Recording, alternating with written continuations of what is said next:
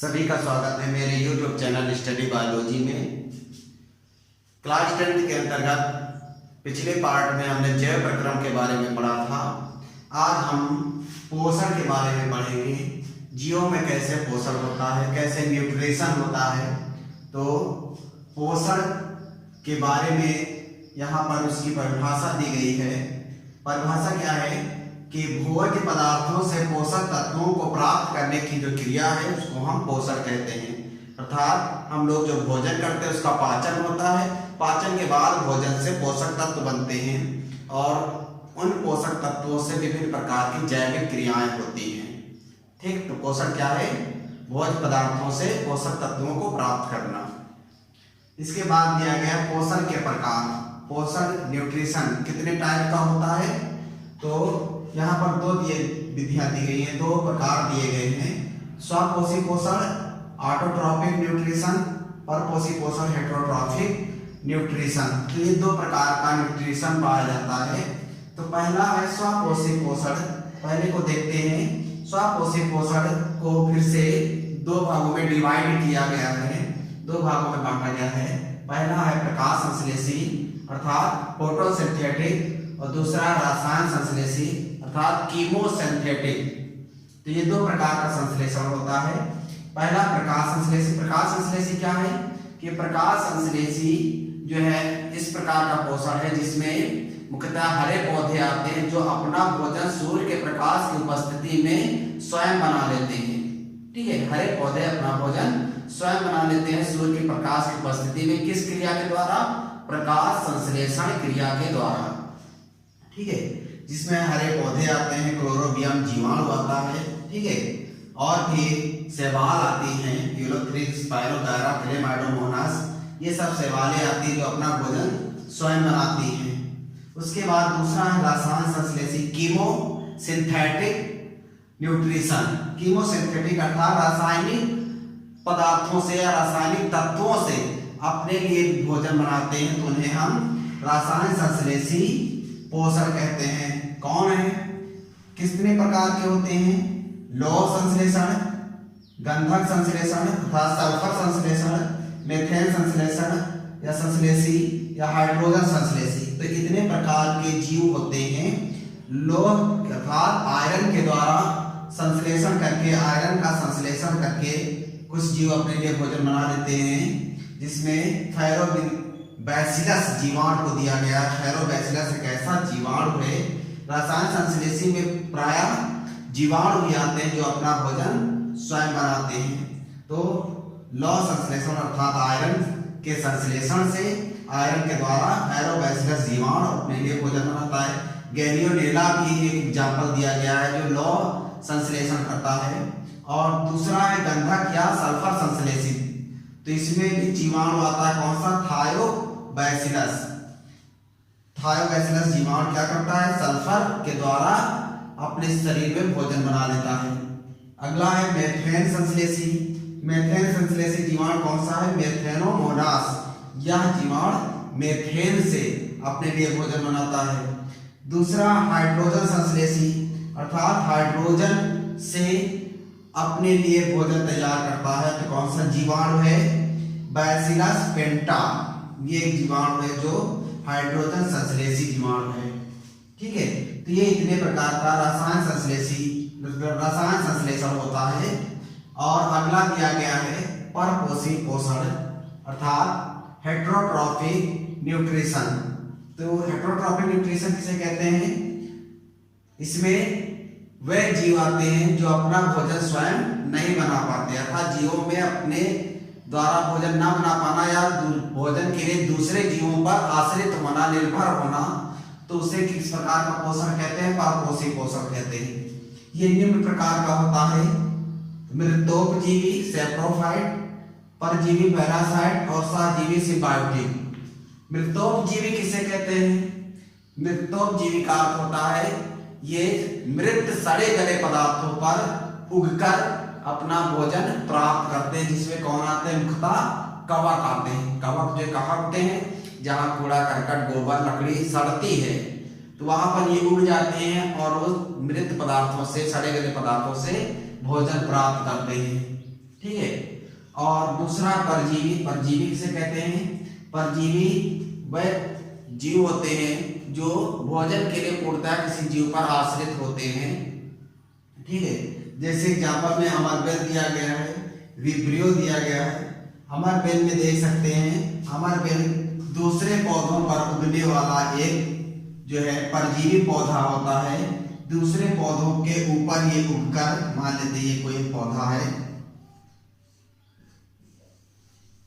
इस पौधे पर यह अमरबेल की लताएं इस पर लिपटी रहती हैं। और किस प्रकार से, मान लेते ये एक शाखा है किसी पौधे की जिस पर अमरबेल लिपटी हुई है, इस तरह से अमरबेल लिपटी रहती है।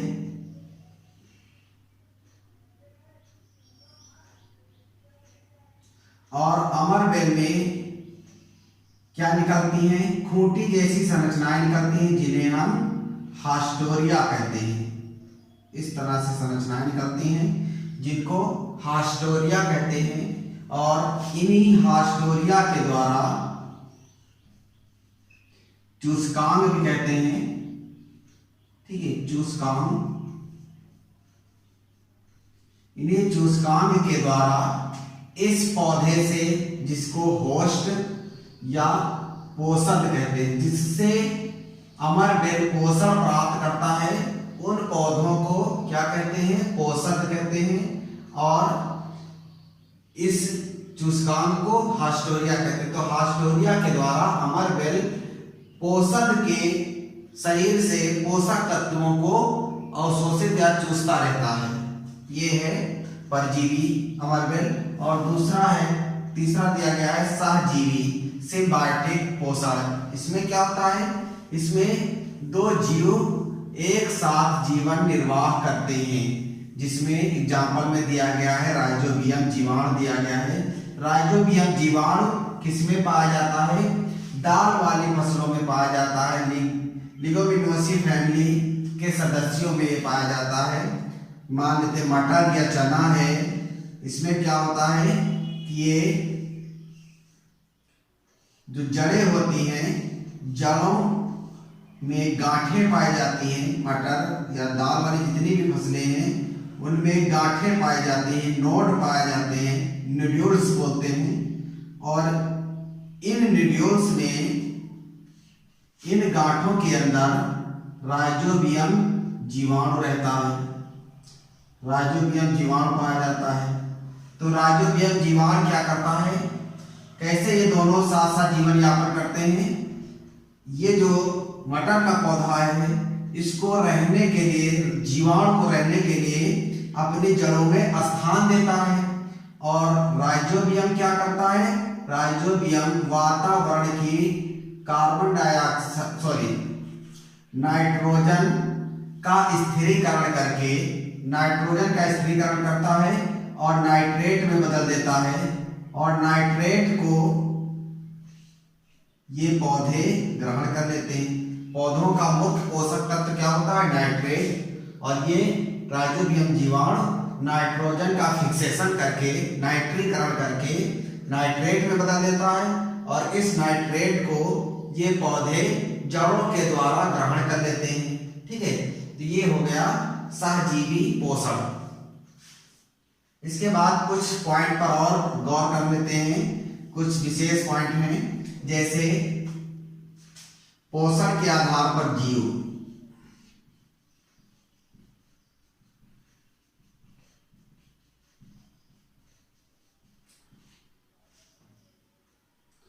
Organism on the basis of nutrition. पोषण के आधार पर जीव, तो पोषण के आधार पर जीव दो प्रकार के होते हैं। एक होता है पादप संभोजी,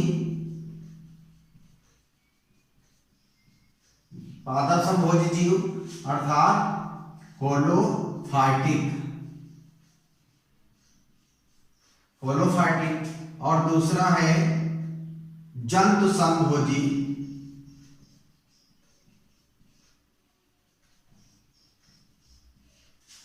होलोजोइक। ये दो प्रकार के जीव होते हैं। वह जीव जिनमें पौधे के समान पोषण प्राप्त होता है उनको हम पादप संभोजी कहते हरे पौधे आ जाते हैं, और मुख्यतः हरे पौधे आते हैं जैसे शैवाल है या अन्य पौधे। और जंतु संभोजी वैसे जीव जो अपना भोजन किसी दूसरे पर आश्रित होते हैं भोजन के लिए, स्वयं नहीं बना पाते हैं। कहने का मतलब जो पादप संभोजी होते हैं ये प्रकाश संश्लेषण क्रिया द्वारा अपने लिए स्वयं भोजन बनाते हैं। तो ऐसा इस प्रकार का जो पोषण होता है उसको पादप संभोजी कहते हैं। और जब जो है जीव जो है प्रकाश संश्लेषण के द्वारा भोजन नहीं बना पाता है, भोजन के लिए किसी दूसरे पर आश्रित होना पड़ता है, तो उसे जंतु संभोजी कहते हैं। अर्थात जंतुओं में पोषण कैसे होता है, भोजन बाहर से भोजन को जंतु लेते हैं, पकड़ते हैं, फिर उसको मुख गुहा में डालते हैं, मुख गुहा से फिर आहार नाल में जाती है, फिर वहां पाचन होता है। तो ये तरीका किसमें होता है, जंतुओं में होता है। तो जंतुओं का भोजन किस प्रकार का पोषण है, जंतु संभोजी। अर्थात ये कैसे जीव होंगे, पोषण के आधार पर जंतु संभोजी होंगे। ठीक है, और कुछ पॉइंट पर बात करते हैं। जैसे जंतु संभोजी कई प्रकार के हो सकते हैं, जैसे शाकाहारी, मांसाहारी। जंतु संभोजी को फिर बांटा गया है शाकाहारी, मांसाहारी और सर्वाहारी। ये मुख्य हैं। जंतु संभोजी जीवों को जो अपना भोजन बाहर से मुख में ग्रहण करते हैं, ऐसे जीवों को 3 भागों में बांटा गया है, शाकाहारी, मांसाहारी और सर्वाहारी। शाकाहारी को हर्बीवोरस,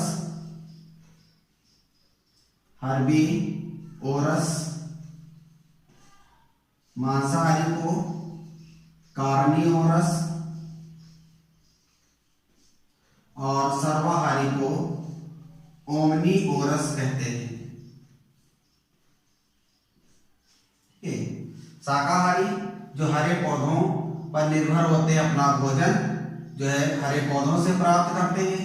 मांसाहारी जो शाकाहारी जंतुओं से अपना भोजन प्राप्त करते हैं। सर्वाहारी शाकाहारी या मांसाहारी दोनों से अपना भोजन प्राप्त करते हैं। तो ये था इतने प्रकार का न्यूट्रिशन, पोषण।